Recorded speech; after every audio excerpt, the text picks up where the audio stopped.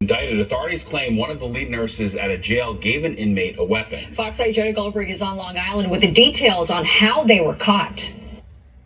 This 1-inch ceramic blade ended up in the hands of an inmate at the Nassau County Correctional Center who has been arrested 22 times. This according to prosecutors who say former nurse manager Yashmin Talbot is to blame. It put the lives of jail staff, her own nursing staff, and other inmates at risk, and that is unacceptable. What happened? On Thursday, Talbot and that inmate, Christopher Wright, walked into court in handcuffs without answering questions. The two pleaded not guilty to charges, including conspiracy for allegedly working to smuggle in the blade, which can't be detected by standard security protocol. It was during a body scan that inmate Wright was found with 2 balloons, one of them which contained this blade. That's a very sharp blade that could have caused a lot of damage. Prosecutors say the two had an unauthorized relationship, and over a 5-month period, Talbot, who was the second highest ranking nurse, received 400 calls from inmates, most of them from Wright, who told her he needed the blade for protection. It is alleged that she had this blade mailed to her home and then brought it into the jail complex